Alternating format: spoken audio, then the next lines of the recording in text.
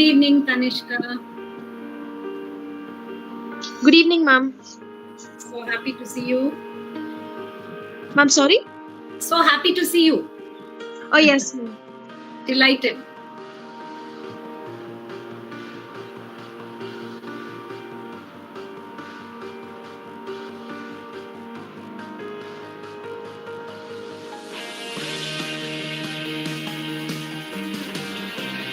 Good evening, ma'am.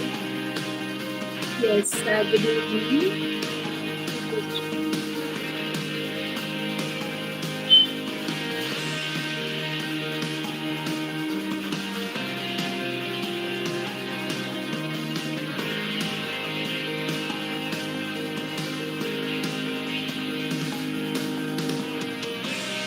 Ma'am, I just wanted to check if I'm audible because I switched to headphones right now. Okay, ma'am. Thank you.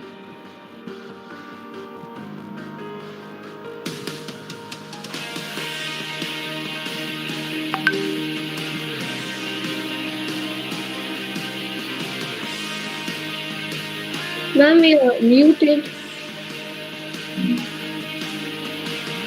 I forgot. Yes, Pooja, good evening. How is your internet today? Yes, ma'am, it's better. It's good. Good evening, Srinidhi and Tanishka. I didn't realize I was on mute. Oh, Good evening, ma'am. Good evening, ma'am. Hey guys. Good evening.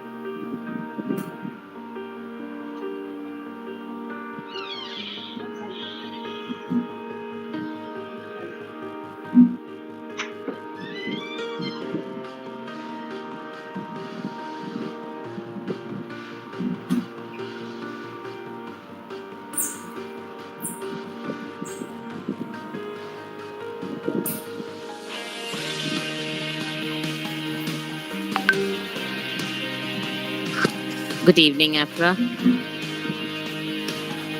Good evening, ma'am. Afra is the poet in your group, am I right?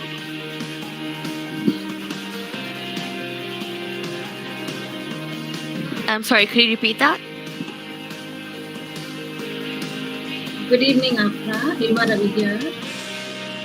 Yes, ma'am. You're the poet in your college, am I right? One of the Yes, ma'am. Yeah, excellent.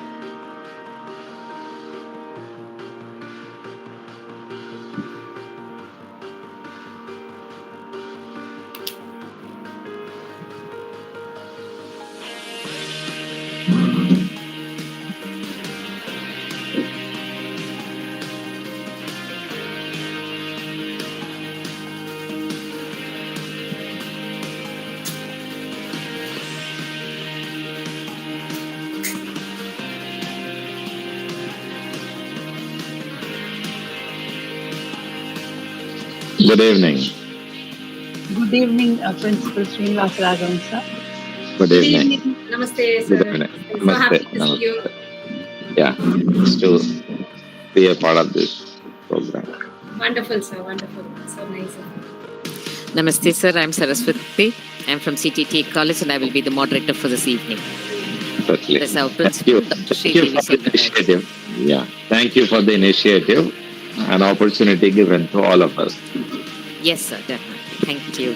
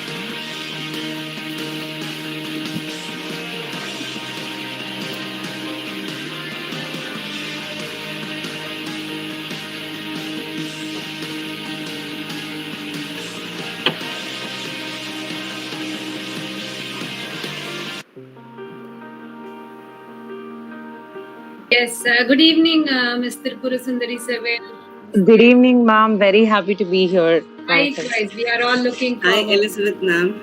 Yes, ma'am. Namaste, namaste. So, Sorry if I'm late. I hope I joined right No, on no, time. just in time. No, no, no. Just in time. It's yet to We start. start in time. Once Mr. Prabhu Vishwanathan joins, we can start. So Okay, you okay. can see on the screen Dr. Sridevi Selvaraj. Has Hello, ma'am. Mr. Vishwanathan Hi, joined? ma'am. Yeah, everyone is visible. Good evening. Good evening, Good Mr. evening. Srinivasarajan. Good evening. Good evening. Good evening. Such a wonderful. We Yes. can all see stamp size figures, but it is so nice to connect across all barriers and borders. Yes. Good evening to everyone.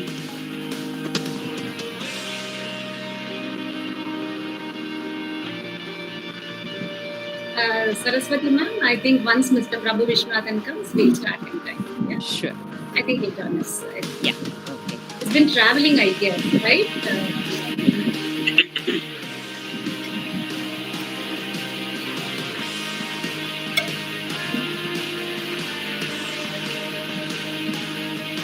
I have a bad throat today, so continuously I'm drinking water.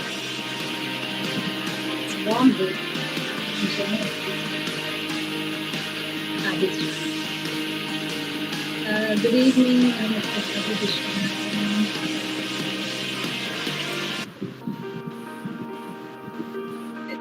Hema, do you think I should switch off one of the lights? Good evening. So happy to see you. Good evening, Emma. Good evening. Good Good evening. evening, everybody. Good evening, sir. Good Good evening. evening, Mr. Good evening, Vishwanathan. Good evening. I'm just Prabhu. Good evening. Hi. evening. Hi, how are you, Srinivasarajan? Hello. Good evening. How are you? Good Fine evening, how so are far. you? Good. Glad to see you. So nice to see everybody so fresh on a Sunday evening. Yes. Absolutely. And thanks to you. Thanks. In between your travel, you've managed to find some time for this program as well. Yeah, I was in Bombay and I was supposed to come back this evening, but connectivity is better in my house. So I said, okay, let me come back in the morning and insights in the Nice. program. So that's what I've Thank done. you. No. My pleasure. My pleasure.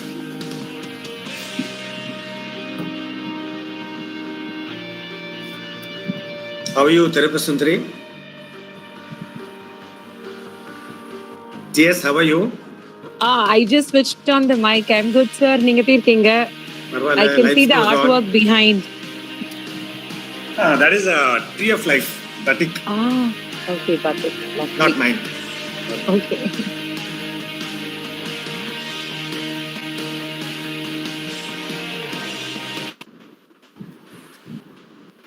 Good evening and welcome to this evening. May we start the program? I invite. Ma'am, may we start the program? Hey, Mama. Yes, ma'am. Perfect. Yes, okay. May I invite Mrs. Padmaja Iyengar, Paddy ma'am, to start off. Yeah, surely. Thank you very much, Saraswati ma'am. Good evening to all from Hyderabad. I live in Hyderabad. On behalf of Connecting Across Borders and also on behalf of our associates of this event, CTTE College for Women, Chennai, and Bala Vidya Mandir Senior Secondary School, Chennai, Adayar, Chennai, it gives me immense pleasure to extend a warm welcome to our eminent guests of honor and panel members of today's panel discussion, Ms. Tirupura Sundari Seville and Mr. Prabhu Vishwanathan, both well-known Chennai citizens associated with the Madras Literary Society and both constantly striving for a better Chennai.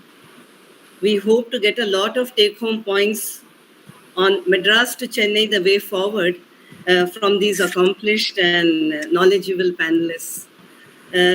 You take delight not in a city's 7 or 70 wonders, but in the answer it gives to a question of yours.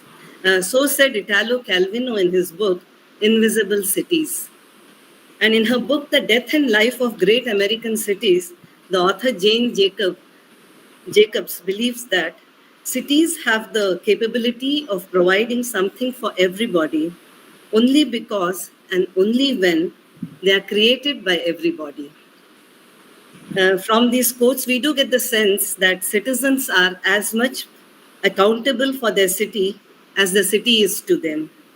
A sense of ownership and pride in one's city is a great enabler for a city's all-round development and well-being because the citizens feel an involvement with their city. Given the high levels of awareness and the involvement of Chennai Vasis in their city, it is no wonder that the evolution from Madras to Chennai, the transformation from Madras to Chennai as a vibrant city, as a futuristic city, has been smooth and exponential, I must say. Chennai, I'm sure, has the answers for most of its urban governance issues, but also continues to grapple for answers for a few, I'm sure. Madras to Chennai, the cityscape story, I'm sure, has changed quite a lot over the years with the rapid strides the city has made in all the sectors of development.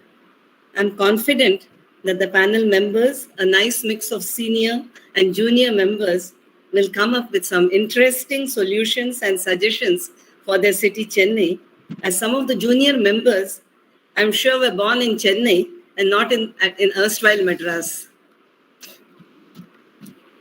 Except for a brief stint of about 3 years during my banking service, I have not lived in Chennai, and I confess that I don't know much about the city.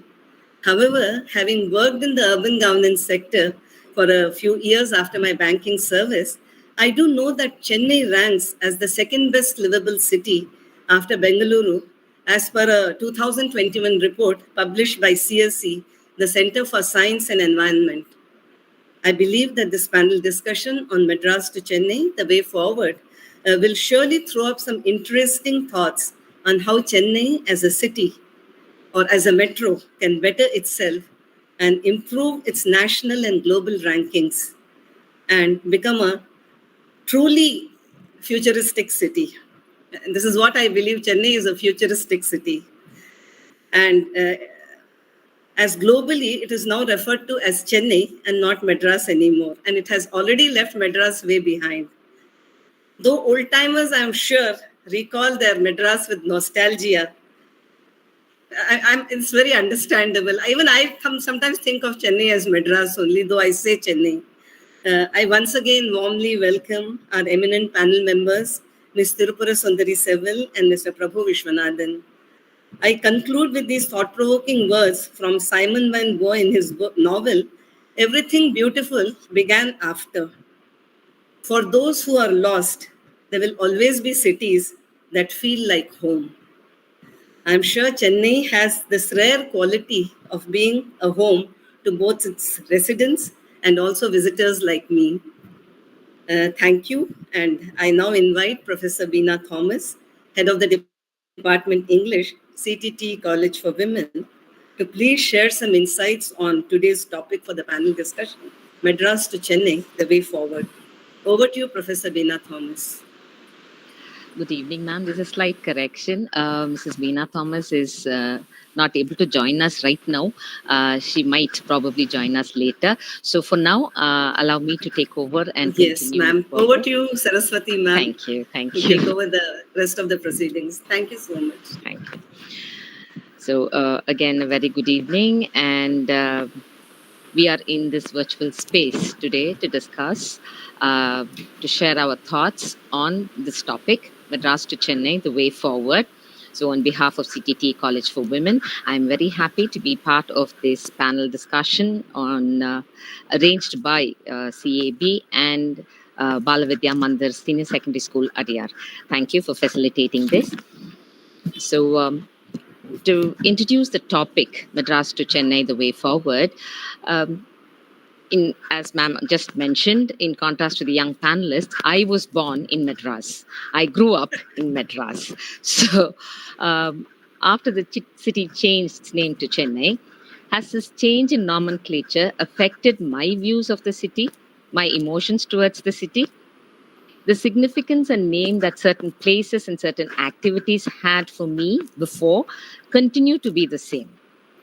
So these memories have played a shaping role on my development and have created my identity. And who I am today is a person who was born and brought up in Chennai. So certain habits and precautions are inured in me as a result of having been of this place, by this place, for this place. So at a personal level, I was once living in the Lake District in England, and people there, if they wanted to have a drink, they would just go to the kitchen tap, they'd open the tap, and they would allow the water to flow. Then they would take the glass, they would fill it, and the water would continue to flow. They would drink, and then they would fill again if they wanted to. I, standing over there from Chennai, it was a culture shock that they allowed the water to flow. I had to fight my instincts to stop my hand to move forward and shut off the tap. So Chennai, the city where we periodically have these kind of well said. terrible water lorries rushing across and waking us up at unearthly hours and delivering the water and the fights and the cajoling and everything, that it's all in me. So even when I was not in Chennai, Chennai was within me. So the place has become such a part of me that I cannot be considered who I am without the effects that the city has cast on me. So there are many sociological theories that talk about the interdependence of these elements, such as the cultural, genetic, social, as well as the built environment that mix together in order to form and shape someone's identity. And place is one of them. So it is not only about getting used to a place, but it is also about creating and developing a strong relationship with that place. And eventually that place, bit by bit, becomes a part of who we are. This kind of relationship includes both the impact of the natural environment on humans, as well as the development of human activities that have been placed on the surrounding environment. So it is often said that the places tell who you are because a place grows on you and has a way of claiming people.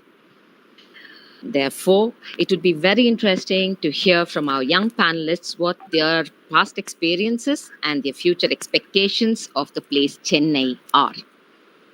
To this end, we have invited to the panel Mr. Purasundri Sevvel. It is now my pleasure to introduce Ms. Sevvel. She has a passion for creating a space that is inclusive. Her work is to write, to build, to curate workshops and exhibitions, to narrate stories on heritage, history, social, personal history, and environmental history, and thereby create an inclusive space in which everyone has their own takeaways from this place that we all live together and create together. Her expertise as material restorer and conservationist to documenting traditional techniques and practices of design has led her to take up consultancy projects for NGOs, schools, colleges, focusing on planning and building of accessible and safe spaces for all. The platform also works with artisans working on traditional materials and techniques and on their livelihood sustenance. Mr. Purasundri has conducted over 100 workshops and 500 storytelling sessions. I just happened to see how Muller was building her big house with a lot of tumblers and half a coconut shell. So I think her innate ideas about architecture are brought out in that little story that I just read.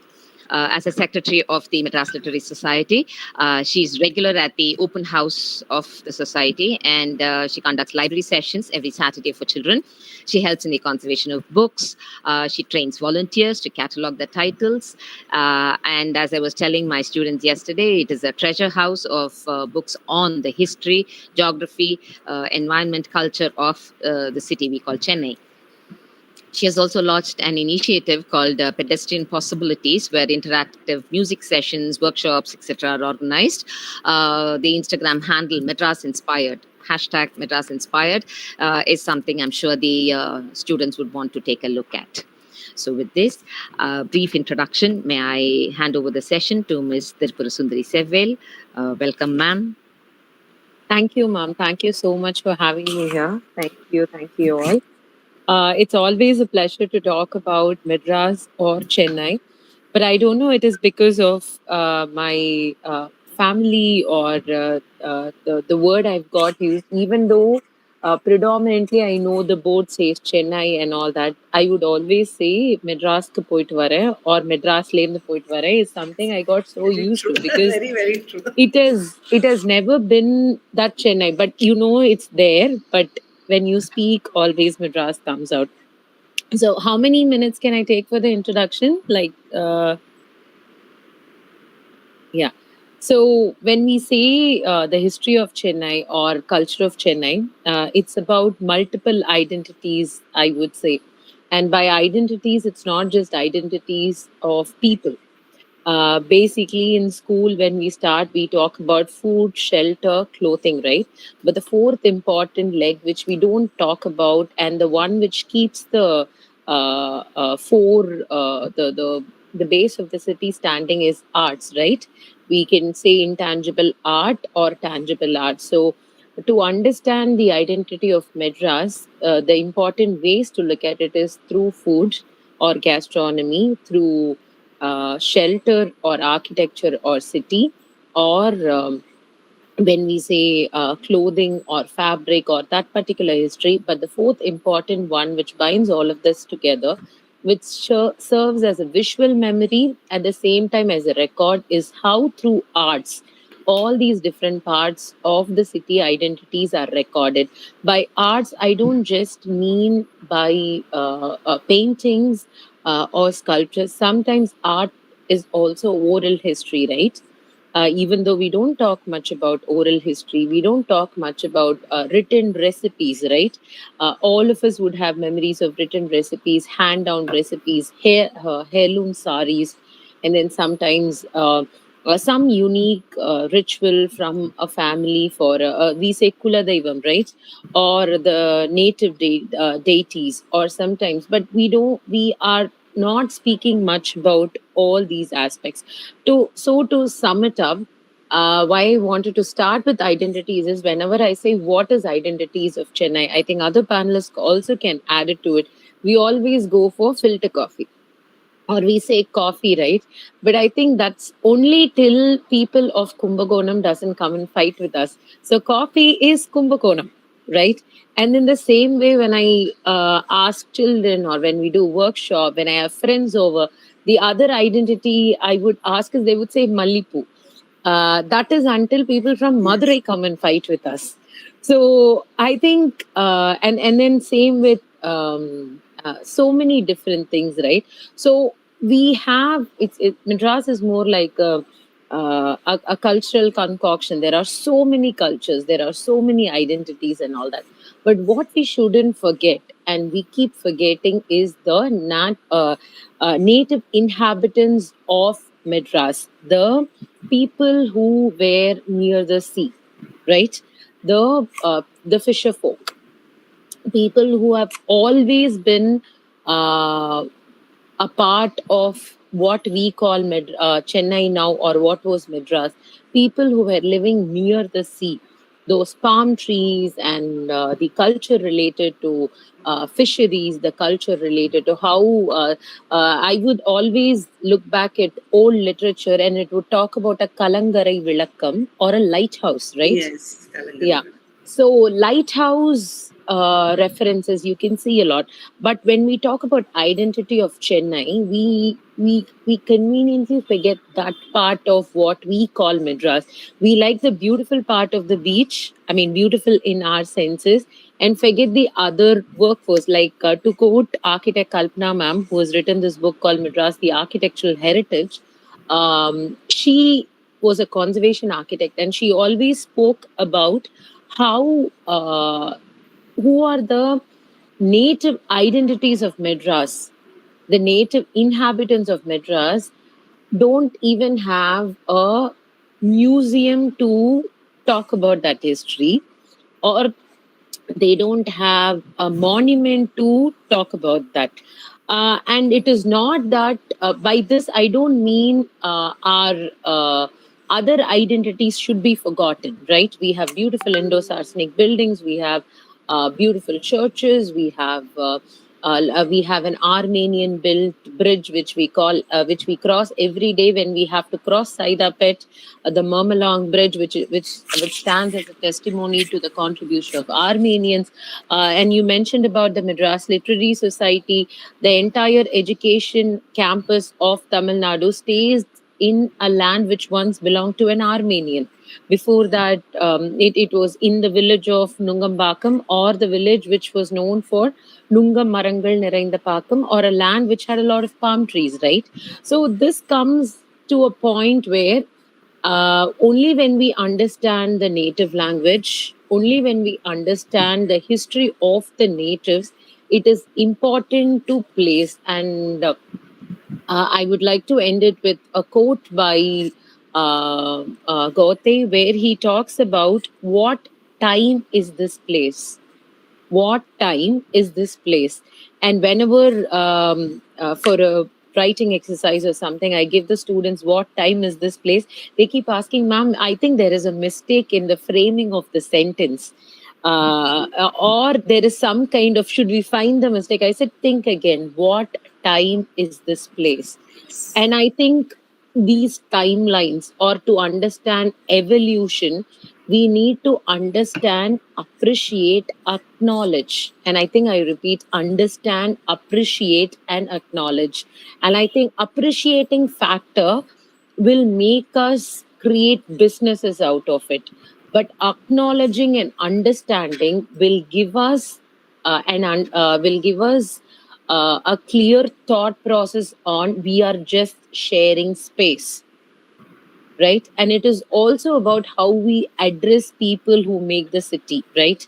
And how do we respect them, we don't respect them.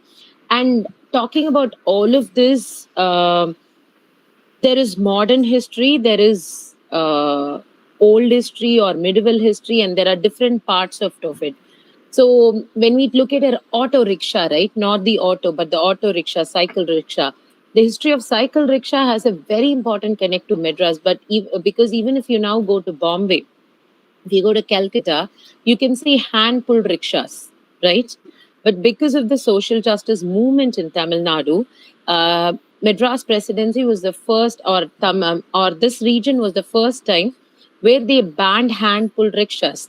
They said there should never be a chance where a one human is lower than the other. So I think to understand our city, the city we love for all the red buildings and the large beach, which I say is a man-made beach, which we will discuss over the panel today. And a lot of people are like, what is it a man-made beach? And a city with whom we share with a lot of plant species and birds and all that. A city which has seen a war, which has seen a bombing, and so many of that. It's also the city of people we forget to talk about. So that's what I wanted to share in the beginning. Thank you. Thank you so much. Very well said. Very Wonderful, well said. ma'am. Mm. Thank you. So, taking off from what you just said was about the people who created Chennai, the past. Now, I have a student here who has not been living in Chennai until she came to our college. So, she has a question, and I now invite Ms. Afra to pose a question. Thank you, ma'am. I'm Afra from CTTE College. Yeah, and you had mentioned that Chennai is a place for multiple identities. I really like that. One thing I've heard always about Chennai is the traffic, especially abroad. Most Indian cities have an average about 35 kilometers per hour, which is so much lower than abroad where it's over 100 kilometers. Yeah, especially combined with the population and the quality of the roads, it just makes for a lot of traffic. But even in the way of madness, that despite all the obstacles, the end goal is like still achieved. Traveling is becoming like more easy and convenient. The government has especially been encouraging public transport. Apart from local trains, last July, the state transport department rolled out a scheme where like traveling was free for women, especially in buses. This increased the footfall of women in MTC buses from 40% to 61% in over a year, which is a huge jump. A 21% in the span of a year is a huge jump. And with the Chennai Corporation getting a note to install red light violation detectors, it's set to manage traffic and catching of red light violators at busy junctions. And quite recently, Chennai became the sixth Indian city to have metro railways. The phase 1 covers about 54 kilometers, and the phase 2, which is in construction right now, is set to cover 120 kilometers. This project is set to be completed by 2026. In my opinion, after the construction has been completed by at least the end of the decade, traffic is surely to be eased. What are your views on this, ma'am? You gave a summed up view of the transport issues of Madras in like one thunderbolt kind of a speech. So thank you, Afra, for that. So to start answering this question, I would like to say there are certain parts of Madras. See, again, I never get the word Chennai. There are certain parts of Madras which were, for example, the North Madras, the Saukapet side, and few lanes in Royapeta, few lanes in Chindadripet. People say this road is so narrow. This road is very difficult for cars to go because they were made in a time when there were no cars. They were walking transportation. And then the way we have to design for transport management, there are two things: transport planning, transport management, right? Transport planning is you decide and give some solutions like your metro and all. But transport management is actually the live work, right? We see a lot of cops running around, we see a lot of traffic police, we have a lot of, so transport planning and transport management needs to go hand in hand because they know the actual problems which are happening, for which they might have problems. Sometimes this conversation doesn't happen.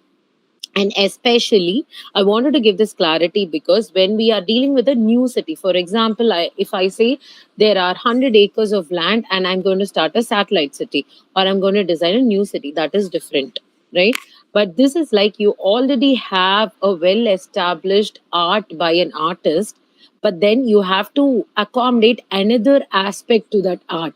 For example, now a lot of art is being made into digital scanning and all that, right? So I wanted to give this example because Madras has a historic base, has a heritage base. So there needs a kind of sensitivity when these roads are designed, right? There needs to be like not just Madras, but any historic city like Pondicherry, or if you take Madurai, if you take Tanjavur, or if you take Ahmedabad, old Ahmedabad, and all that. For example, in old Ahmedabad, there are these gullies, right, or lanes, and they got a UNESCO. A part of that, but as a part of the proposal, they also decided let's make it pedestrian, right? Because will it take up road? But can we make pedestrianized roads of everything? That also needs a lot of planning. Just for getting into a modern edge, we can't say, okay, let's remove everything from this busy road and let's make it pedestrian. No, pedestrianization is a process, right? And it is a possibility to empower a city. And it's not that you put everything and tell people to, like, it's like a box of games and you give it to a child and say, okay, sit and play. No, it has to choose. Sometimes if you see, they just tumble a box of games and they pick what they want, right? We are all humans and we still want to make choices. So to answer your question, I wanted to give this particular background because Chennai is not a new city which we are designing. It's already there, and it needs a lot of sensitivity to work on it. For example, there are certain kinds of proposal which never work for Chennai. There are few railway lines which people don't use at all, right? And then there are certain bus stops people don't use. There are certain railway junctions people don't use. And we would have heard like, don't go to this railway station at this time. And if you're coming if you're coming home, don't take this road. And a lot of you might have heard this from friends or family, like, no, no, never take that bus stop, never take this railway station. So it is also about not just the path a metro takes or a path the bus takes. It's about where you do with these junctions, what you do with these places where people get down, what happens after they get down. So metro is an amazing platform, and a lot of connections and all that. But once they get down, how do they connect to a bus? How do they connect to an auto? Where are we doing? So that comes under traffic, transport planning, right? For someone new to Chennai, I would easily say, take this train, take that, take this. And then after Mambalam, it's Kodambakam, Nungambakam, and all that. I would just say, but how is it is easy for them to decipher? So there needs to be a sensitive planning and all that. And I always would say, you need women in the planning committees, right? You need people who are from different representations to be there, people who follow different choices in terms of their mind and body. You need all kinds of representations in these panels to make the right choices, right? As simple as that, as much transport planning, and we spoke about how it is difficult and all that. We don't have common toilets or changing room for drivers in our city, and we don't have common toilets and changing rooms or storage rooms for the any blue collar jobs in the city. And we have so much complaints about our auto drivers or bus drivers or car drivers that they don't present themselves good, they're not dressed properly, they stink. And these are not some things I'm saying it's a common thing, but are we facilitating spaces for that? So I think it's about that humane angle to transportation, which will not just solving problem but solving it holistically. I hope I answered all your questions. If I missed, please remind me. No, ma'am. Yes, ma'am. Thank you. Yeah, thank you. Thanks. Thank you, ma'am. I think by answering that question, you put a lot more questions in my mind, at least. There's so many things that I hadn't paid attention to, I realize now. So thank you, Ms. Afra. She's from second year psychology. So moving on. Yeah.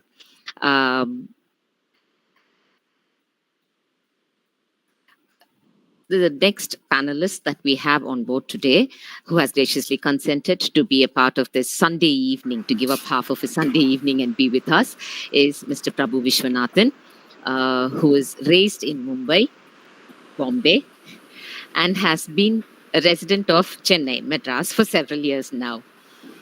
He has a long and happy taste of both urban metropolises, which should be similar but are deeply different.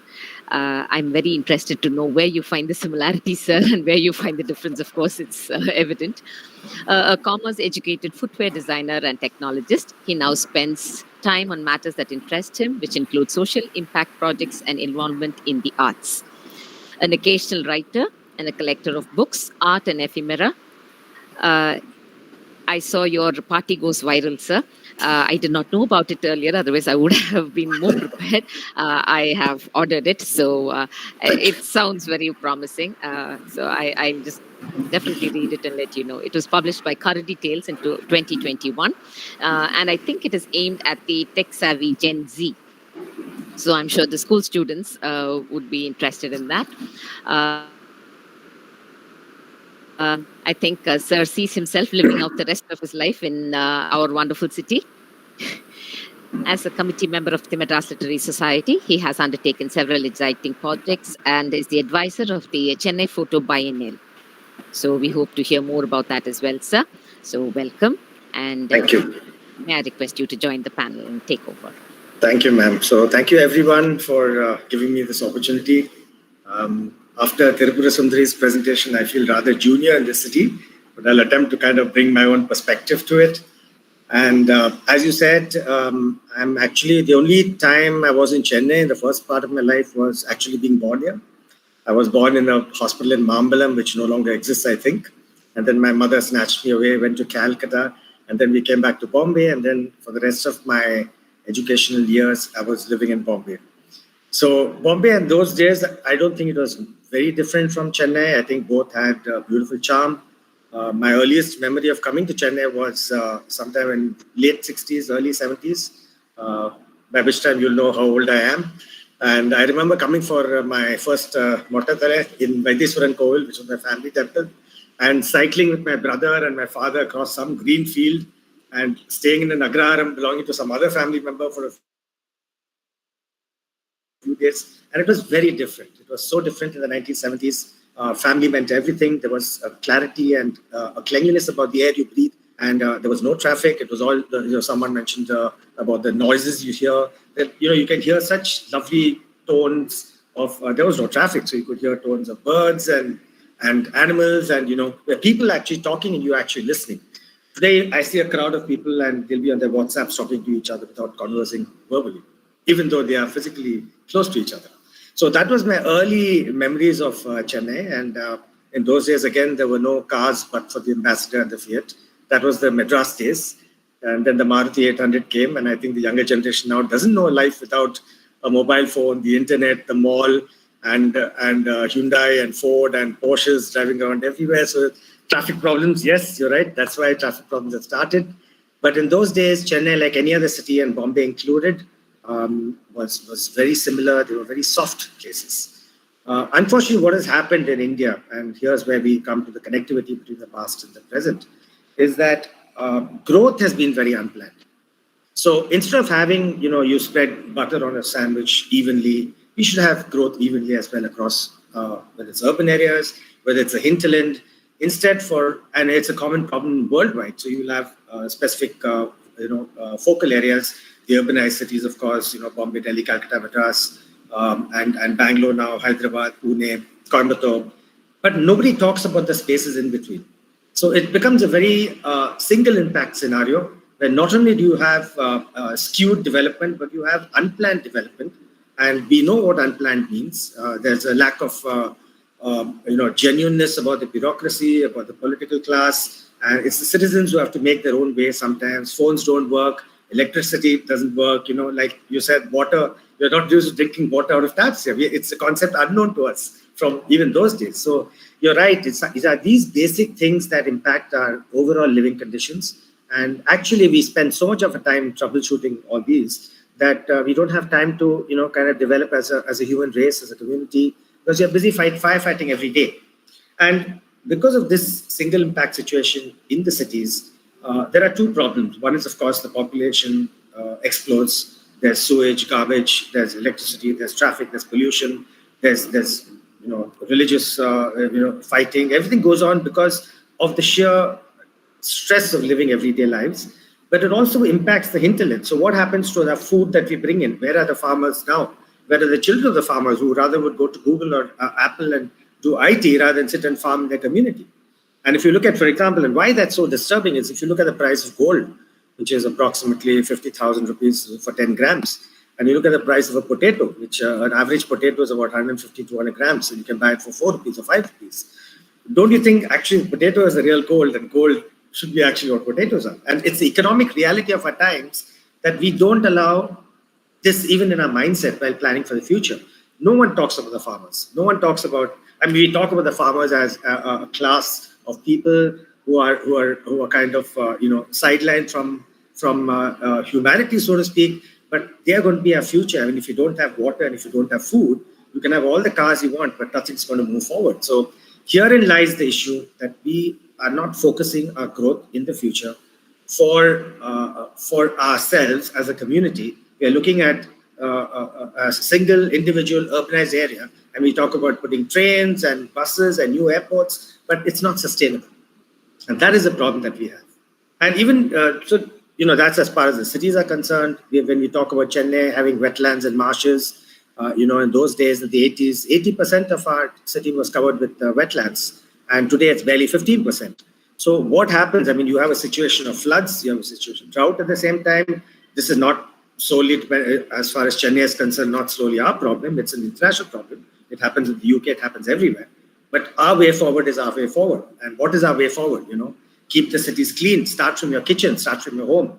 It's not that you have to go out and do big things. You can start from your room. You can not throw garbage on the next floor. You can segregate your garbage. You can clean up after your dogs. And incidentally, among dogs, you can adopt their Indian strains. Why go for the exotic breeds? So there are so many things we can do within ourselves, from ourselves.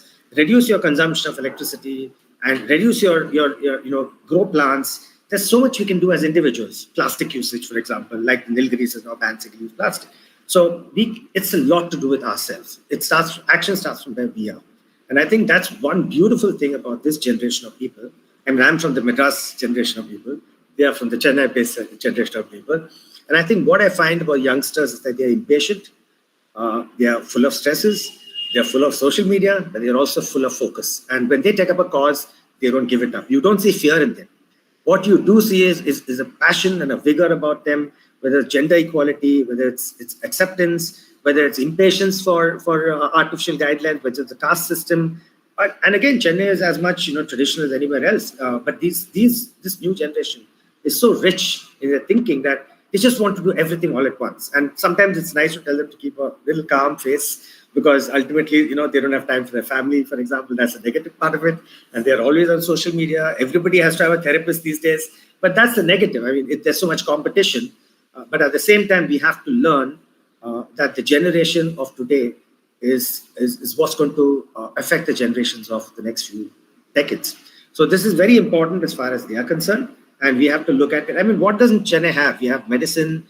We are a tourist capital in terms of medicine, but we don't have mental medicine. We have all the bone and spine and the cancer surgeries, and we have great heart doctors and everything. But we don't have people to understand where children come from or the mental disabilities that we have. We don't have a physical disability friendly city. In Madras Institute Society, we've just put up a ramp, and that has been appreciated by so many. But it is such a small thing. We should make city all inclusive. Public toilets, public roads, public transport. These are all things that are important because the disabled or the physically challenged are a large part of society. The blind are 15%. So you can imagine 15 million people are blind in this, deaf and dumb in this country. So you can imagine how many challenges they face from day to day, the same things that we take for granted. So I think there's a lot to do as regards reclaiming our marshlands, reclaiming our wetlands, making planned efforts, starting from home, making our bureaucracy and politics. Let's take politics. It should be a subject like art, like vocational studies, like health, like fitness. It should be part of our school curriculum. Take away certain things, but things like respect for the opposite gender. It's so important that you see what's going on every day. Sexual education, acceptance of the LGBTQ community. When you're free to practice what you want. Don't bring religion into this. Religion is something that's spiritual. It should be at home, but don't bring that into society, because that is something that is so individually, it's a conflicting subject. So let's keep it to our faith, our individual faith, or our interpretation of what we should be, but we should not divide the world in that way, because that makes no sense to me whatsoever. So getting these subjects into our schools, making sure that we all are impacting in a very positive way, and also developing it in a very small way. There's a gentleman called Carlos Moreno, who is a French-Colombian scientist come researcher, who worked with Ana Hidalgo, who was a Paris mayor. And he developed the concept of 15-minute cities, which are internally based on 5-minute neighborhoods. So you talk about neighborhood that is self-inclusive, that is all-inclusive, and then it rapidly expands into a 15-minute hub. And that 15 minutes is by walking or cycling. And it contains a working environment, it contains a health environment, it's got commerce, it's got education, it's got entertainment, it's got living spaces. So then what you do is you utilize the local community. Everybody has a pride and a sense of belonging. And that's what we need to do rather than, today I'm in Polo or I'm in Besanagar. If I want to go to a mall, for example, rather than I go, I have to go to Phoenix or I have to go to Express. There should be some, not that we again have to shop, because that's another topic I need to talk about, sustainable fashion. Why do we need so much? We don't need so much. We need 7 clothes, 10 clothes. We don't need to dress up every day for everything. It makes no sense to me. You're just polluting the environment. So use sustainable fabric, use recyclable options. Don't have 5 cars in the house. Carpool when you can. Public transport when you can. These are the things that citizens can do.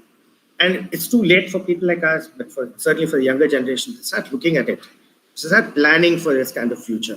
Let's start building towards a community that is all-inclusive, sustainable, eco-friendly, diverse. Because today you're Chennai. Tomorrow Chennai and Delhi are going to be 20 minutes away. So we are one world. We have to think of ourselves as one world, but improving a home at a time. And that's what I see Chennai future about. Chennai Photo Biennale, again, was such a beautiful thing. It brought together photographers from all over India and the world.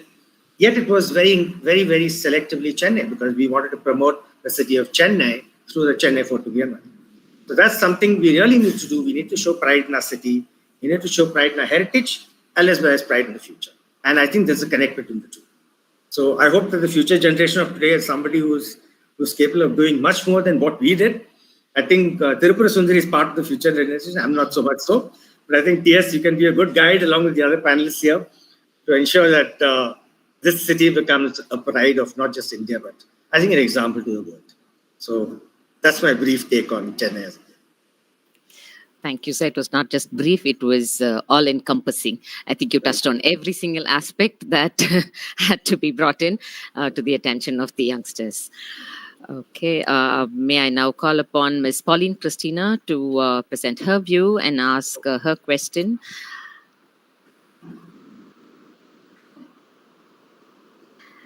I think she has some connectivity issues.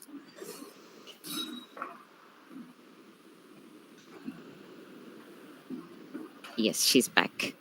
Pauline, are you all right? Is she on mute? Yeah, she's on mute. Yes. Pauline? Please unmute. Pauline, yeah. Sorry about the issues. And thank you so much, sir. Very good to one and all. And the points which you stated were really true, and how far Chennai has been using these resources, and we have to develop a lot on it. And I'm here to share on how Chennai has made the optimum usage of solar energy. So solar energy is a very useful energy, and it decreases the transmission cost and the dependency on external sources. So according to a research conducted by the US Institute of Renewable Energy on 2018, Tamil Nadu stands globally ninth on the usage of the renewable resources, and which is a very great achievement, and Chennai has been a major role in that. And according to the Times of India, on 2021 article, Chennai Central has saved 1.5 crore per annum by installing solar panels all over the stations, and which is another great milestone achieved. So the TEDA, the union government also provides 40% subsidy who are wishing to install solar panels in their homes, on their rooftops. And by making the optimum use of it instead of depending on the external sources, and we need to use the freely available energy, which would decrease a lot of difficulties like power shutdowns and all. And also, I hope that Chennai is planning to develop the solar panels in the airports and ATMs. So my question is how to share this awareness on solar panels to all the upcoming generations, both the present and the future, sir. So thank you, Pauline. Again, you've encompassed everything. I think you guys have just done some amazing research. Just to go back quickly, it all comes down to a balance between cost and use. There's the cost of going green as well. A few years ago, I was a panelist on one of the All India Coal Federation Committee in Bombay. And there was a kind of hartal and disturbance going on outside when people were objecting to the use of thermal power. And then the Coal India chairman was in that place. And then when he came out, he listened to it quietly. And then he just said one thing. He said, are you prepared to spend 90 rupees per unit on power, or will you stick to 6 rupees a unit on power? Because that's the difference between coal and, say, wind energy or clean energy. And that was the story at that time. Now, solar energy, yes, now it's come down. We need a lot more because the capacity building. The beauty of solar power is that it is perennial in the atmosphere. You can store it. The question again comes that you don't just tell the future generations. I think you make it mandatory. There are cars being built now which are driven on solar energy. Solar energy so far was also a little bit unpredictable. Sometimes it would fail, sometimes it would not heat up your house and the water. There was not enough capacity. But I think today, you need to make it compulsory. Like you need to have a green tax if you don't have solar panels. You need to, again, that's a subject for schools and colleges. I mean, where, today global warming is the biggest subject we are facing. Why not make it a part of schools? You hit the nail on the head on how to talk about the subject. Make it compulsory in schools to talk about global warming. Make it compulsory in schools to talk about health and pollution and respect and diversity. Because that is the only way you're going to get this. And we need a lot of government help. And we need a community help. Again, when we talk about these small micro communities and macro communities, the common facilities can definitely be done through these sources. So you make it compulsory. You have a mall, put solar panel. Don't give them otherwise they pay tax. And that's something you're right, we are in the gestational, we are in the evolutionary stage. We are not yet fully dependent because we cannot afford to be. But between wind power, hydropower, sea wave power, which you have now, the wave energy, and solar energy, of course, I think we can make a big impact. Biogas, used instead of petrol, I think we can make a big impact. But education is right, and the benefits of this should be shown to the consumer. Otherwise, no matter what you do, we cannot change. We just need the benefits to reach the people, and that's the crucial thing. So, give benefits, give subsidies, give them extra inputs on. If you have a solar panel in your house, I'll give you tax-free gas for a year or something like that. Make it beneficial to them. So that's the way I would kind of expound this. But well done, Pauline. Thank you. That was a good question. Thank you, Pauline. Thank you, sir. It was very succinctly put, I think. So, yes. Excellent, Pauline. So, moving forward, I have... sorry about that. May I request Ms. Sridevi Susula, HOD, English, Bala Vidya Mandir, Adyar, to say a few words and also invite the students to ask the questions thereafter. Good evening, everyone. It surely is a privilege for me and my students to be able to listen to the discussions by stalwart personalities whose talks have surely shown us their love and pride for the city that as Madras is revered and as Chennai is loved. As a person from Visakhapatnam in Andhra Pradesh who moved to Chennai 22 years ago, I thank my blessings to be in a place that keeps culture, harmony, growth, and development intact. My children from Balavidya Mandir, who belong to Gen Z, are raving to get some more understanding about keeping the city's future role intact. May I now call upon our student L. Pooja of class 11 to ask her first question. Pooja? Will you turn on your mic and Yes. camera, dear? Yes, ma'am. So, good evening. So, my question is actually, ma'am mentioned this understand, appreciate, and acknowledge. So, relating to the appreciate, in the last few decades, there has been a huge development in Chennai, especially when we take lockdown into consideration. So many people took up activities as hobbies and then they converted into business. So, when we take the other side of the coin, there's so many people who lost their jobs and found it difficult to even afford everyday basic things. So, ma'am also mentioned no human is less than the other. So, when we take rich people into consideration, nowadays, like recently, so many people started buying cars, like fancy cars like Audi, BMW, Mercedes, and lot more. So, it's really clear that when these people are getting more cars and apartments, there's an equal amount of people who are under poverty. So, what, according to you, when will this condition change of inequality? Me or who's Yeah, the that's what I was about to ask. So you can start. I'll also add my points, or we can do it either way. Yes. So, when India was first had a constitution, we were the sovereign democratic republic, and socialist and secular only were added in the 70s and amendments.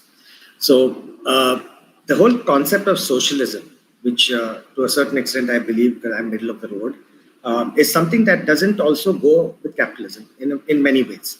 Uh, you spoke about the rich becoming richer, and that's a genuine fact. I mean, it happens in calamities. It happens all the time because somebody's, you have suddenly a need for oxygen cylinders, and the guy who never made money all his life is suddenly making money like he wouldn't believe. That is why people, the rich, the ultra rich, you're talking about, you would have heard about Bill Gates' giving pledge, and that is something where even Aziz Premji has been a part of, but not somebody like, perhaps I shouldn't take names of those who have not been a part of it, but rather those who have been. So it starts from understanding that there's only so much you can do with your own wealth. I mean, how many cars can you drive? You're right. It comes to a point when your conscience should speak. Again, it comes to the younger generation making an impact here. You can have 20 cars, but you still have only 2 car park spaces because where will you keep the rest? You go out, you can only 4 of you can fit in 1 car. So it's very important that you have to make it difficult for people to get into this exploitation of resources. Singapore and London have a tax, which if you bring the car into the city, they would call it the traffic tax and they would charge you. And this is 25 years ago. So it is that kind of impact that they looked at. And you have to convince them in many ways. You have to convince them just by, what we are doing today, constant brainstorming, constant panel discussions, make people who matter, shame them if you have to. And it is all about understanding that there is something called overconsumption and there's something called just doing what is needed. And I don't begrudge rich people from buying an occasional diamond. Let them do it because it gives employment to other people. But there comes a time when they have to balance it equally. And I think you've hit the nail on that. That's why I love your generation, Pooja. I think you all are so much more democratic than us. I think we have never learned all these lessons. You are so focused and so equal. The questions you are asking, somebody will say, what's the best car to buy in my generation? You would say, why do we need so many cars? So I think education, and people should not be ashamed to teach the rich and to teach the older. Look at Greta. She did the same thing. She wasn't ashamed. And we have a lot to learn from your generation. You just need to teach them the right and the wrong of things. And I think that's very important. It is in your hands. But I certainly accept what you're saying. We are a selfish people by nature. We have to come together for the benefit of humanity. Yes. Thank you, sir. Yes, I'll just add one more point because Sir answered the rich getting richer part very nicely. So the other part is there are a lot of these younger businesses happening and all that, but why are the people not benefiting, right? So making a business out of other people is a very common word, and we always complain about it, but that's how businesses work, right? When you want to scale up, there is like for example, you stitch clothes for 10 people, and then you want to stitch for 10,000 people, and you want to scale up. Like initially, like Sir was mentioning about farming, right? Their children, they want them to go and study. Like when someone is doing a construction work, I can't force their children like, okay, you have to do construction work only. And if there is a pukaraka or a flower seller, and her dream would be, or her biggest dream would be, for her son or daughter to drive a car, go to an office, sit in an air conditioned room. And then for a potter, it's the same thing. For someone who makes a golu bomma, it's the same thing. And I'm talking about these professions, like local professions which are there. But sometimes what happened, that part of your question, like Prabhu sir said, I'm so impressed because 15 years ago, if you have asked me about this, I would have been like, is there a perspective like that? So I was very impressed by the question. Like, for example, there are certain professions which evolve out of geography, like your mud pottery, like your golubomai. Like, this is Navaratri season. I'm not very sure. I think from tomorrow, if I'm right. So there, it was, to cut the long story short, it was a part of natural desilting process. You need the mud to be desilted, and then they made dolls out of it. And that was a livelihood for a lot of people. And to get the Madras connect, Kosapetai or Kosavanpetai is where people were making these mud dolls, right? And then they were like Mylapore, Chindadri Pet, or if you take Triplicate, a lot of places people were selling these dolls. There were was a reason these dolls were made. They were a reason they were a family owned business, and they were a reason they were made affordable to people, right? So these are about Golu dolls. Same way you can speak about Khadi or so many of that.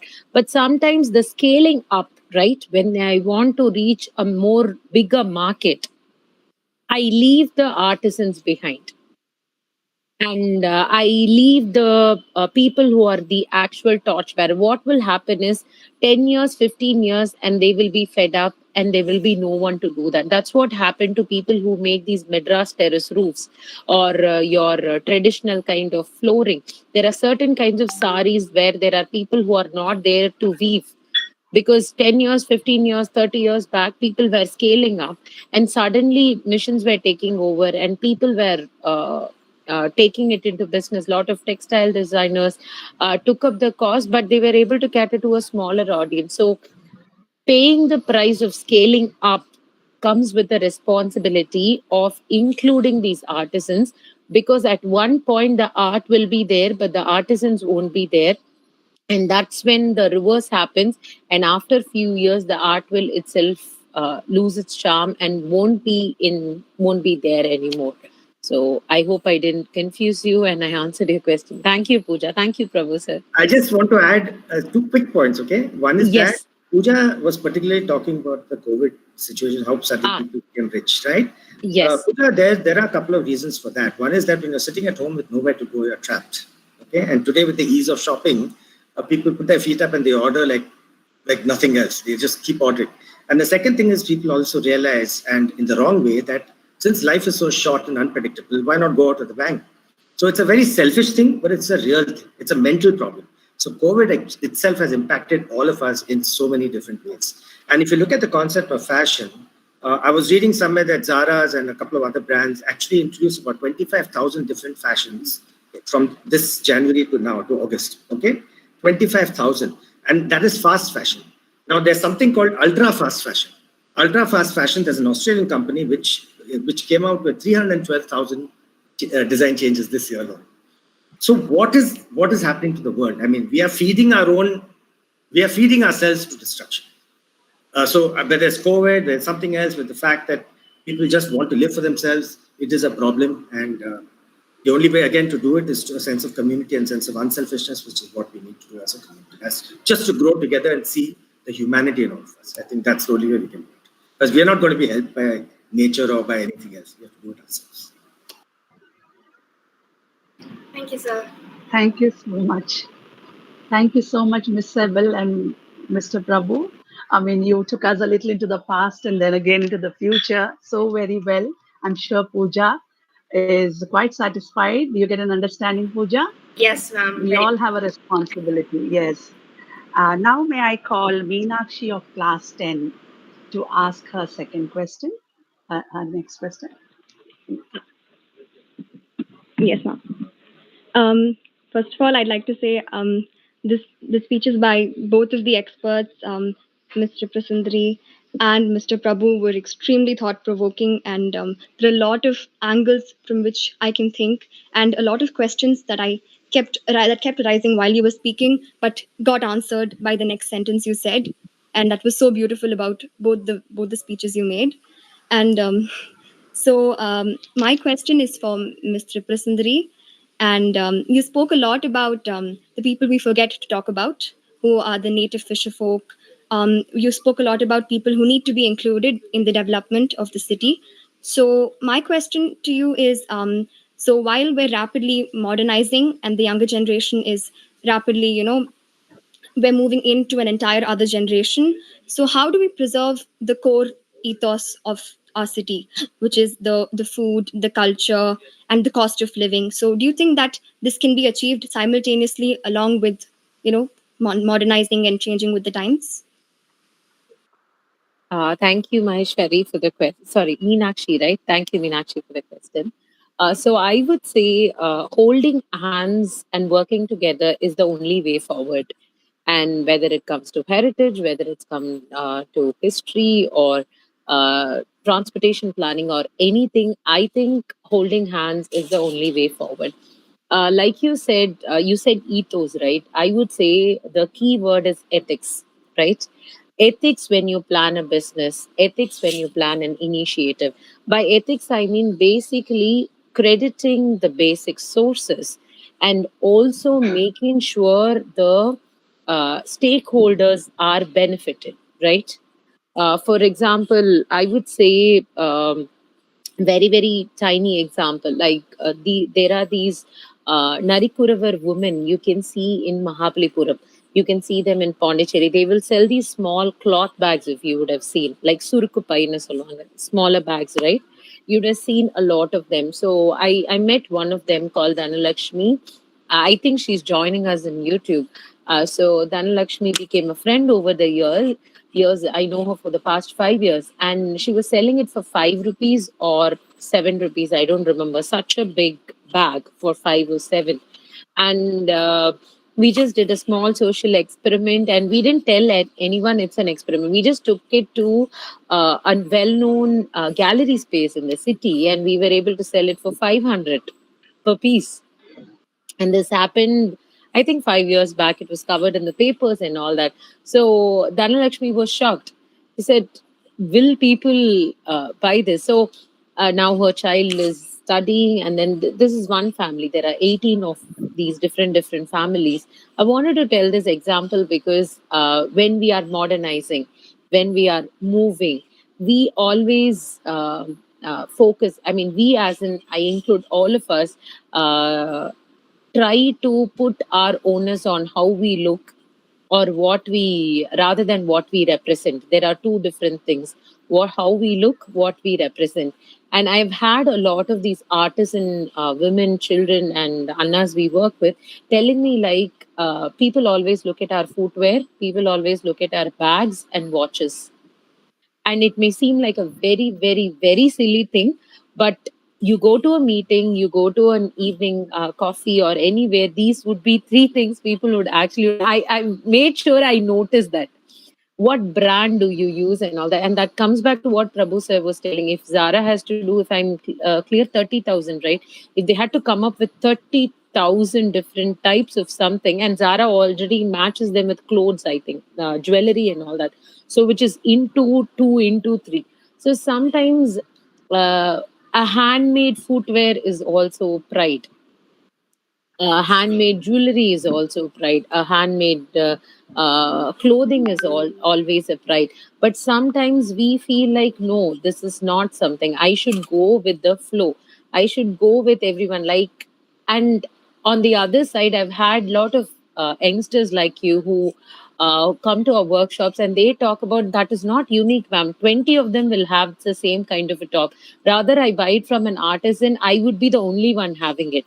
And I think that's customizing, that's personalizing, and that comes only with handmade, right?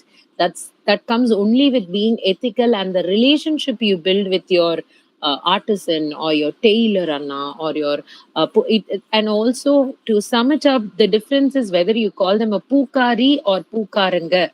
whether you call them a autocarer or auto anna, that's where the difference lies. It's how you put yourself on that particular part. Yeah. Yes. Is it clear, Meenakshi? Yes, ma'am. Thank you. Yeah. Thank you. Thanks.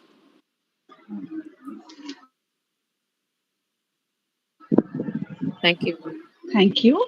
That was so practical and functional. Now, can I call our third student, Srinidhi Vairavi, to post her question? Yes, ma'am. So thank you to both the speakers who gave such a contrast and different views regarding Chennai. So you spoke about development, change, and economy of now. You lived and seen Madras become what it is today. So my question to you, sir and ma'am, is where do you see Chennai in a decade or so? I'm asking in terms of architecture, culture, heritage, and so on.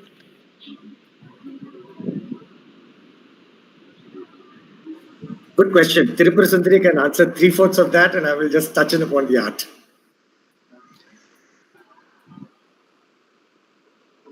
Okay. So about architecture, art, and what was the other thing? Heritage. Culture, right? Heritage and Heritage. culture. Okay. So I would and economy. Yes, I would say economy. I would say it's a very important juncture, Srinidhi, wherever we are standing right now, because now social media is the new platform space. By platform space, I mean it's where you look at new beginnings. It's where you look at drastic endings also, right? The curve of a brand, the curve of initiatives, and all that.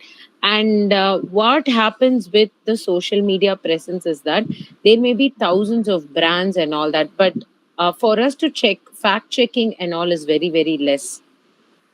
For us to see which is ethical, for us to see which is right, which is the most trusted band is a very difficult. So all the aspects which you said, right, except for economy, you can see most of the representation in the social media spaces.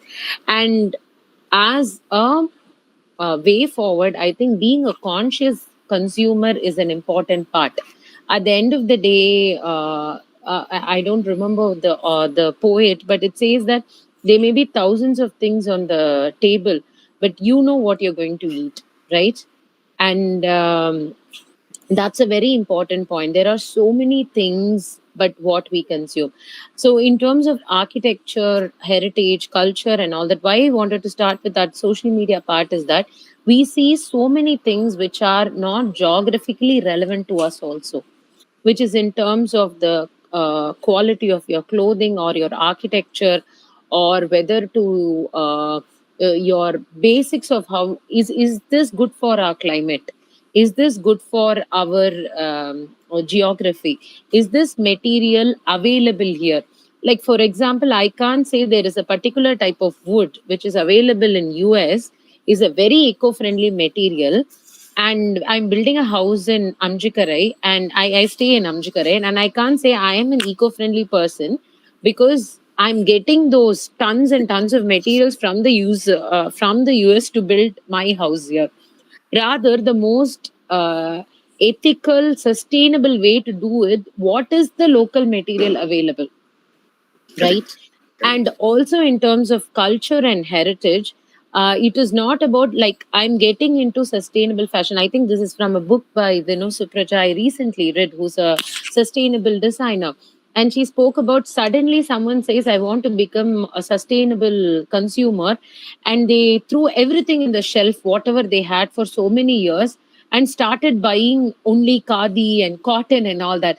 That is not what sustainability is, because sometimes your mother owns probably 30-40 polyester saris or mixed cotton saris. It is not throwing that away and buying something sustainable, reusing that. Like this is from Varsha, another textile designer. She spoke about how a sari would later become a half cloth. It would be a towel for a baby, and then later it would become a tablecloth. Finally it will be that pieces of cloth which we use in the kitchen to wipe. A cotton sari's life was like that.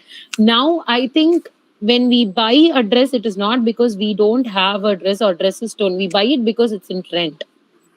And now I see a lot of that also. Like, no, the color of the season is white, the color of the season is blue. There is a reason there were these color seasons in Europe, right?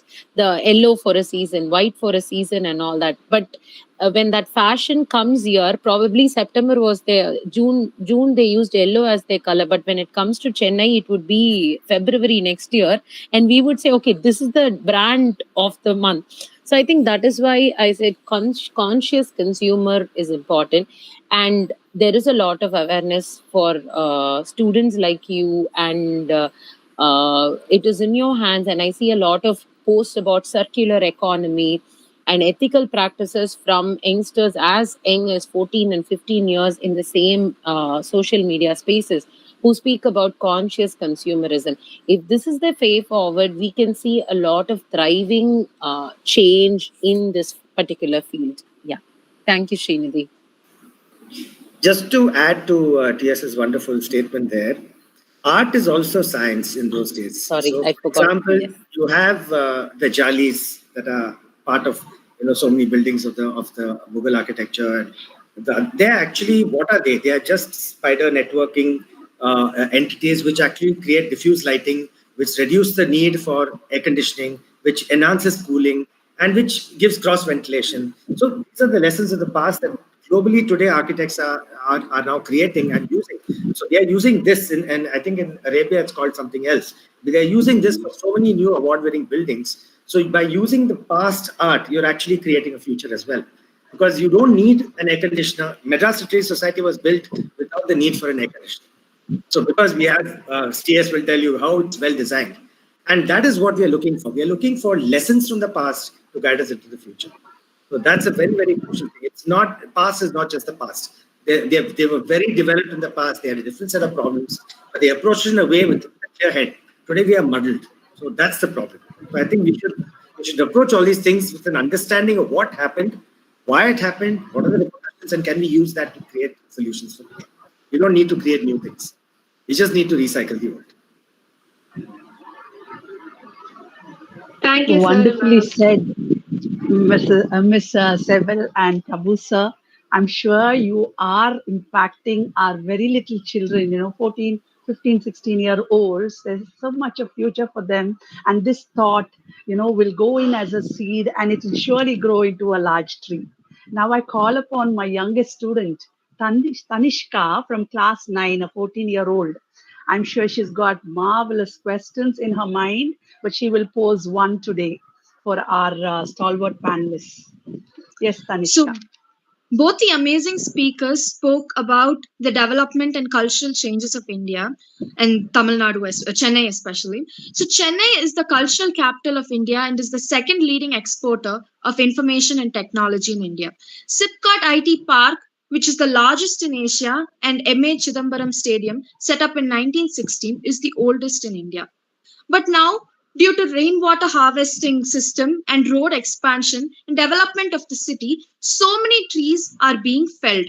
So, in which areas of development do you feel that the dreams of Chennaiites are formed or shattered? Are you sure she's in the 9th standard? Or she's doing a doctorate? She is. Okay. No, Thank you, she's Tanishka. a 14-year-old child. I know.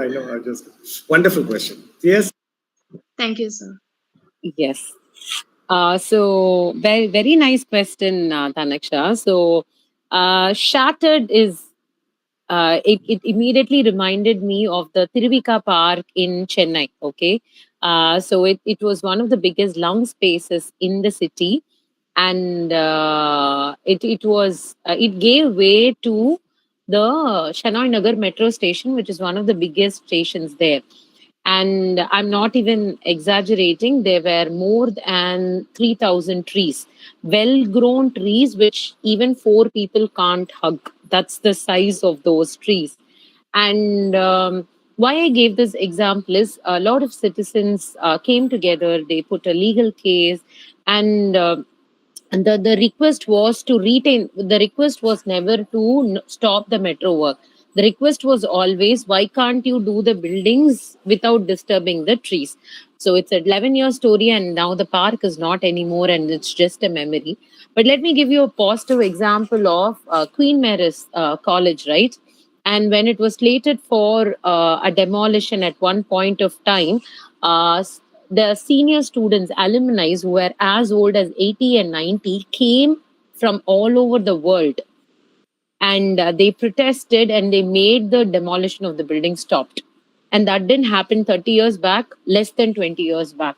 And I'm giving you two examples, one of a natural resources where people came together, and one of QMC, which is a building. So we always talk about Chipko movement, right? Whenever we are in school, and I was so excited. I made posters when I came back. I told that story to everybody in school. But these local examples need to be taught to children also. And I think why we need that is because even I've seen people in government campuses fighting for a mango tree. Don't cut this tree, please, because this tree means something to us. And I've seen people, roadside vendors, fighting to cut a small plant. And then, so there are shattered dreams, but there are also inspirations for saving little things. And Niral, NIZ is Niral, which means shadows, is a beautiful initiative and NGO started by Shobha Menon ma'am, who make sure they just keep doing their work, right? They plant trees, they also maintain that. They don't do this 30,000 trees a day. No, they plant 2 trees a month and then make sure they maintain it. And for anyone who has crossed from the other part of city to Adyar through the Mupanar Bridge, towards your left-hand side before the Governor Maligai, you see the beautiful Adyar Punga. You will not believe if I tell you that was a dump yard. Now you have deers, you have monkeys, you have 12 varieties of, what is that called, the tussar silk, not a butterfly, the thing which tussar silk comes from. So butterflies, and then they have different species of plants and all that. And in our very own Madras Museum, I think you know the Egmore Museum, right, Taniksha? It has the Tamil Nadu's Tamil Nadu's second largest bat colony. Silkworms. Thank you, Saraswati ma'am. Thank you. So, no, the moth kind of a bird, I mean. So it has the second largest bat colony right in the Egmore Museum. But we see the sculptures, we see the building, but did we notice the bat colony, which is very important for our ecology? Also, I knew about it because historian Narasaya sir, when we first went there to the library, he said, let's go there, let me show you something, you will be fascinated. I was so confident that he's going to show me a sculpture or a painting, and I was like, I would know. And then we walk, and then he said, look up. And I look up, it was nothing green, it was totally black with probably thousands of bats right in the morning in the heart of Chennai, in Egmore, inside Madras Museum, one of the second largest bat colonies. So it's also about awareness, Tanisha. It is about creating these inspirations, because there are so many bad things happening. There are so many dreams being shattered. Like, people are evicted from their places. Every time a Coombe development happens, I would like to add this, because we say Coombe is a very stinking river, right? And we compare it to, why is it not like Thames River? There was something called a great stink of the Thames, where they even shifted the parliament from the current building, and because Thames was stinking, right? And they rechanged it, and now it is a beautiful space. And Coombe also has a potential, but every time Coombe development happens, the people in the houses are evicted. People who are living near the Coombe are evicted. But the thing is, the pollution to the Coombe or the sewage waste comes from the hospitality industry and the hospital establishments in the city. If you take the percentage of where the residue goes, it's from these. So I think these are inspirations we can take. These small successes will give us the motivation to go forward, or else it will always be like a sad story. Yeah, Tanisha, thank you. Prabhu sir, if you'd like to add something. Yes. So, just a couple of quick points. One is that, I mean, you have established it so well, Tirupura Sundari, that I will say just a couple of things. One is that heritage building, of which Madras Heritage Society is also a part of. Somebody went and pleaded to the government not to tear down a heritage building. And the government and the contractors are so uncertain, or they don't know what a heritage building is, that they said, don't worry, sir, we will build another heritage building for you. Yeah, This it is was the a kind word of from Suresh sir, right? Suresh, During one Dr. of his heritage walks. Yes, yes. So Yes. this is the kind of thing that disturbs me because there's no knowledge or respect of what what heritage means in this city anymore. The other thing is this morning I was going for a morning walk in Bombay. I just came back from Bombay, and I was outside, and there was this little garbage space, and there were crows, and more importantly, there were about 50 sparrows. Now, how long is it that we have seen sparrows in this city? So I was just thinking it's because the structures are changed. They need terraces. They need certain areas. They're very used to familiar grounds. We don't. I don't know when with this generation has seen a sparrow. So we brought up with sparrows. We brought up with donkeys on the streets. I see neither today, and that disturbs me a lot. The kind of species that we're so used to are now disappearing because of our own habits. And what shatters me, I have to say, is that today's generation. See, in every generation, we are growing. We are evolving. Between my grandfather's and my father's generation, there was a certain amount of growth. Between my father's and my generation, there's little amount of growth, more. But today, the generational shift between my generation and what is your generation is so big that it's almost leading to a disconnected communication. And it works both ways. I mean, to be honest, I'm a fan of the younger generation. I'm not a fan of my own generation. So I think there's so much of potential in your age group, Tanishka, and people who are a little older than you. But I feel sad because this disconnect is increasing as life is changing. I think it's also due to the social pressures, to social media.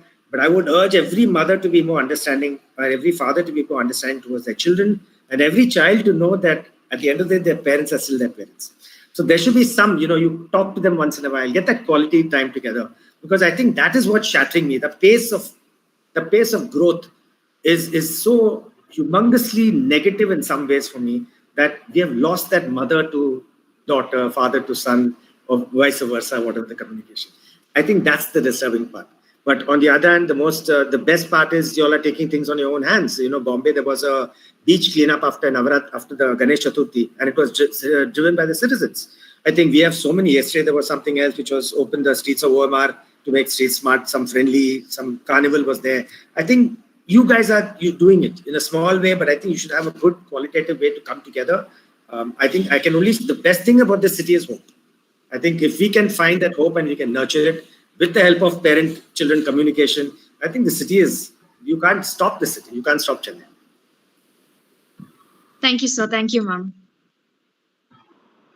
Thank you so much, Ms. Hema Ravi, for giving our students and us an opportunity. This is a marvelous panel discussion and so much to take from here. Thank you. Thank you, ma'am. Thank you, dear students. Moving on.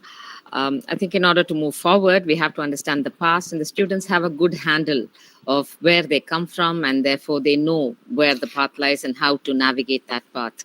So to add to this illustrious discussion, I would like to call upon Dr. R. Srinivasa Raghavan. I would just like to introduce him. He is the principal of Bala Vidya Mandir Senior Secondary School, Adayar. He's a visionary leader and educator. He holds a doctoral degree in physics. He has 27 years of experience in teaching, training teachers, supervising staff, securing resources, transforming school culture, and implementing effective educational programs. Dr. Srinivasa Raghavan has been the principal of the school since 2010 and has been instrumental in bringing along several measures by working closely with the stakeholders, that is the staff and the students. Outside of the classroom, he encourages and promotes collaborative activities that involve student participation and promotes their holistic growth with a blend of tradition.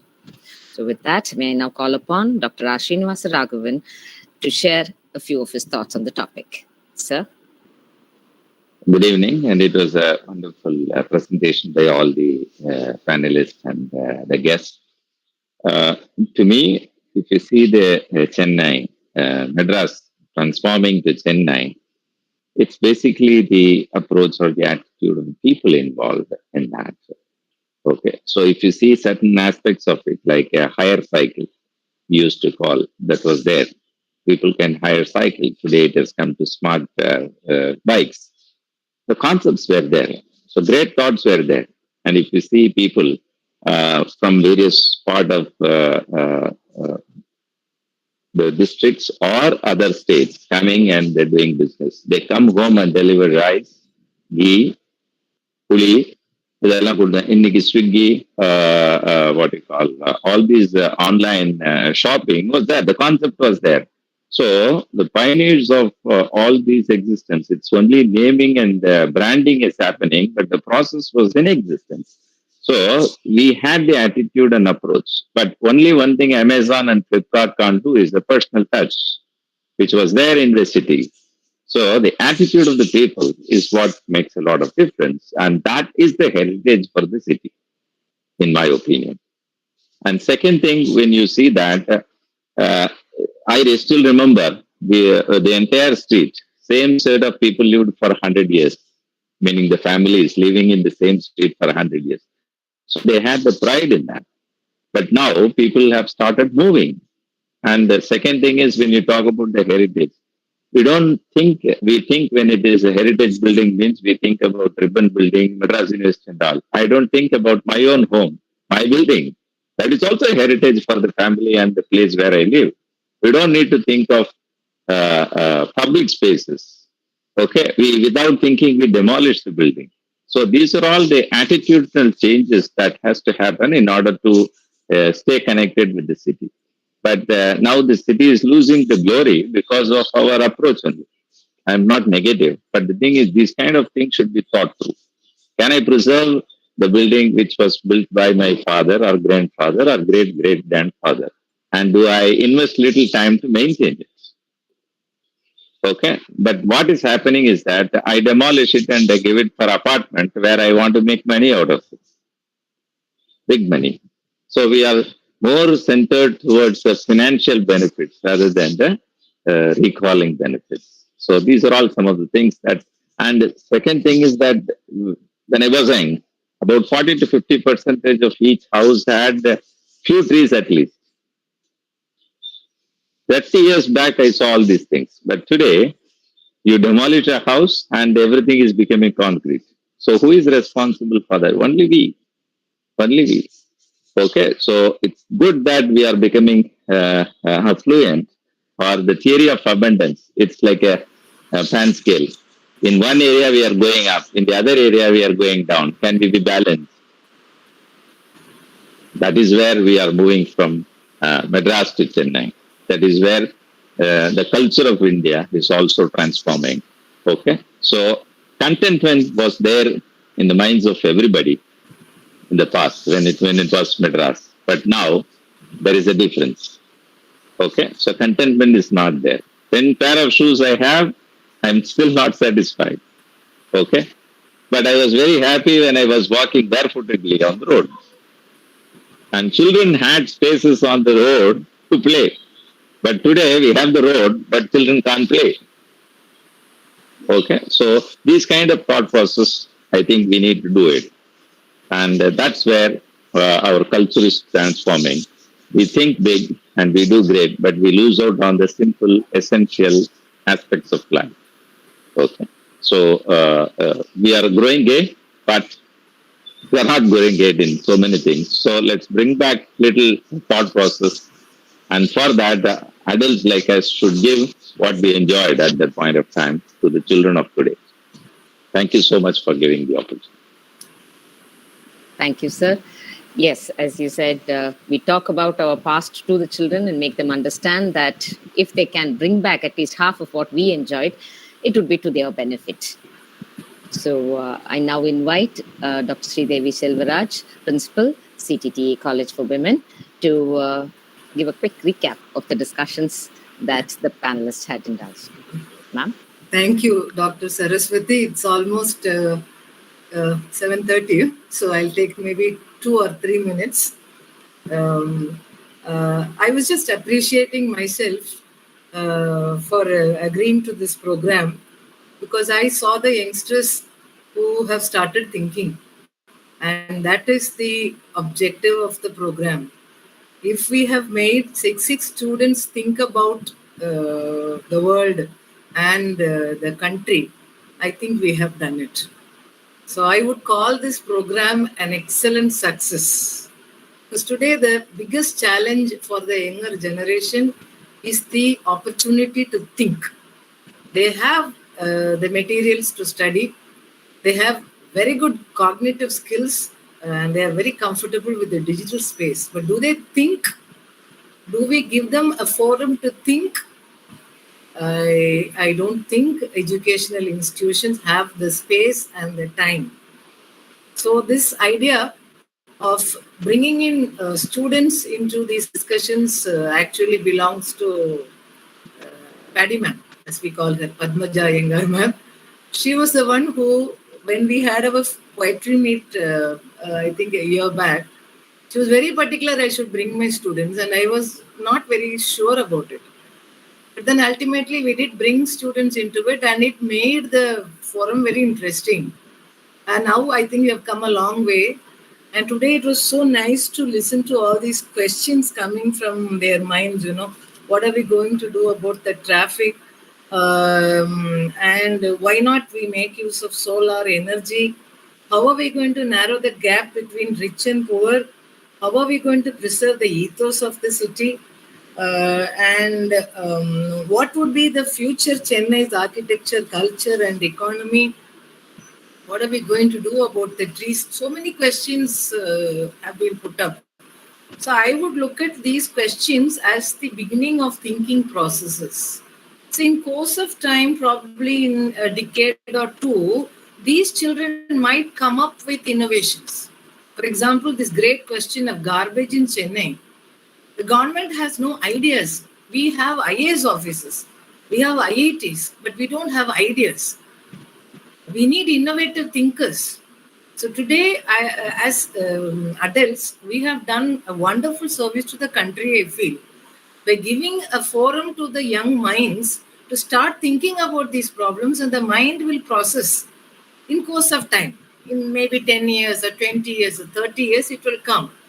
And I want to tell the youngsters, statistics would tell us by 2050, 2/3 of world's population might live in urban space.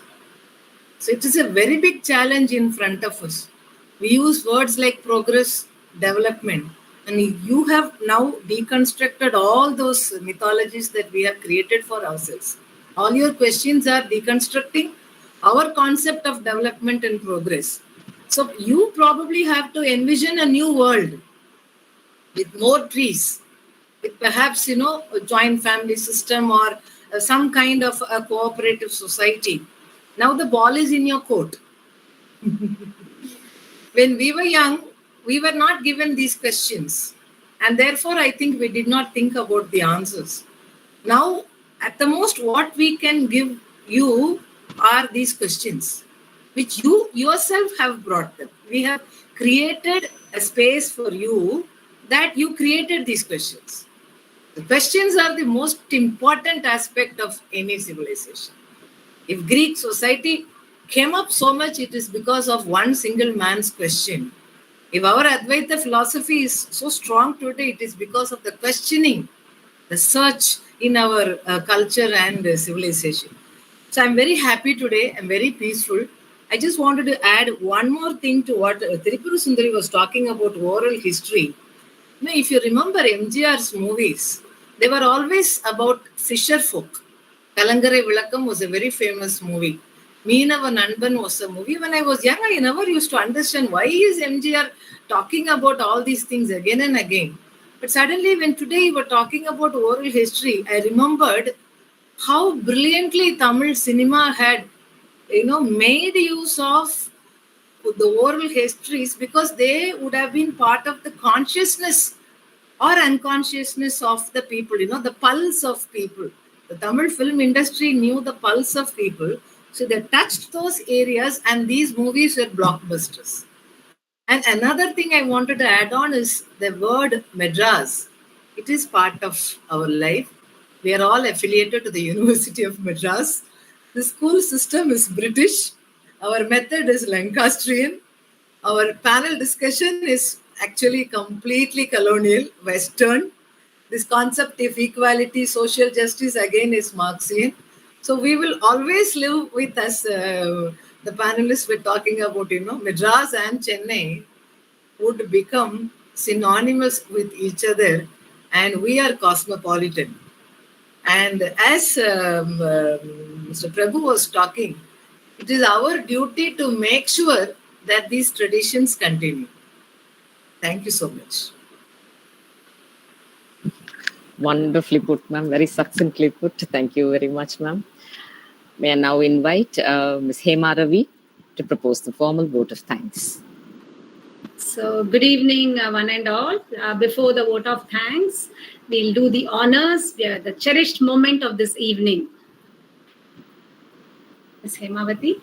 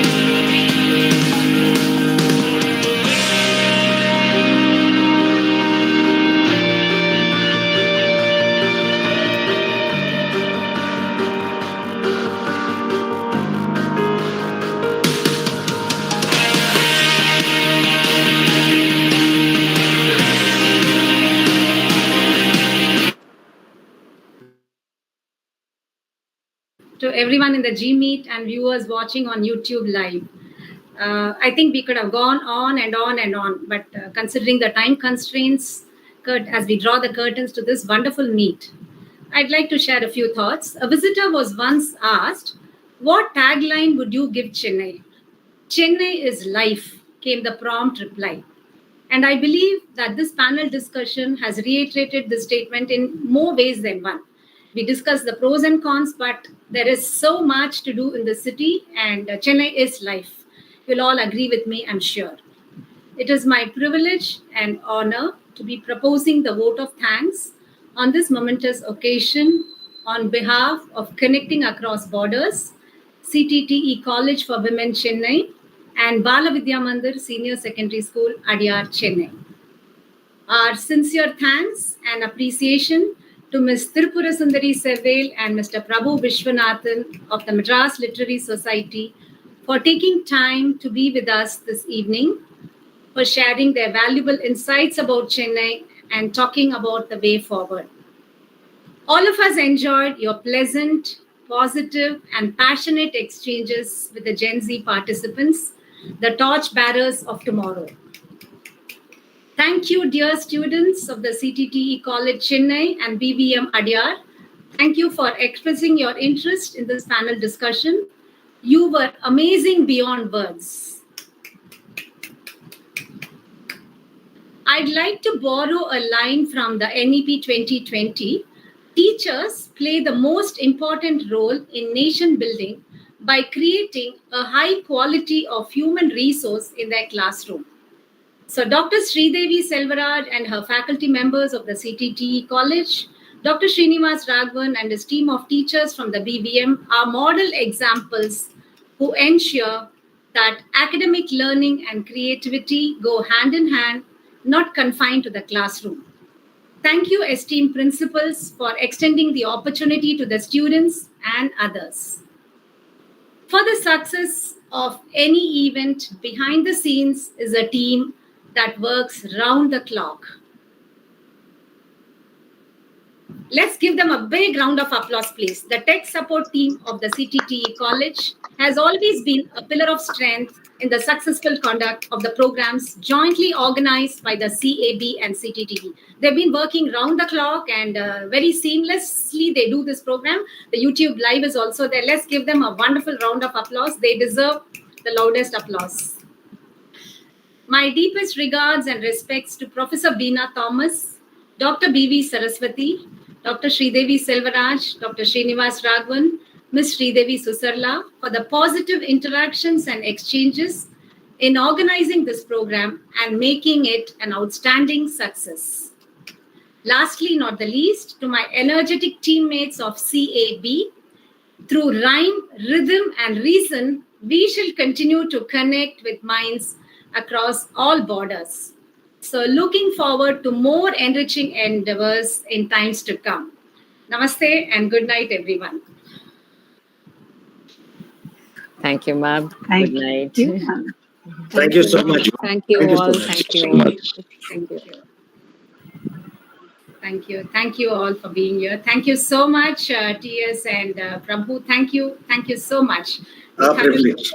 Yeah. Our privilege. It's been Thank a you. wonderful evening, and we'll cherish this for a long, long time to come.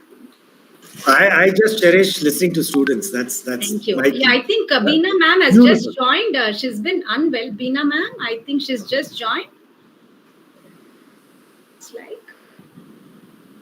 Not really. I was there listening to the entire discussion. Yes, ma'am. Thank you all. Sorry for not being there present. Thank you all so much. Thank you for joining, ma'am. You've been unwell, but you managed it. Thank you so much, Beena ma'am. It was worth it. I think I'm going to get better now.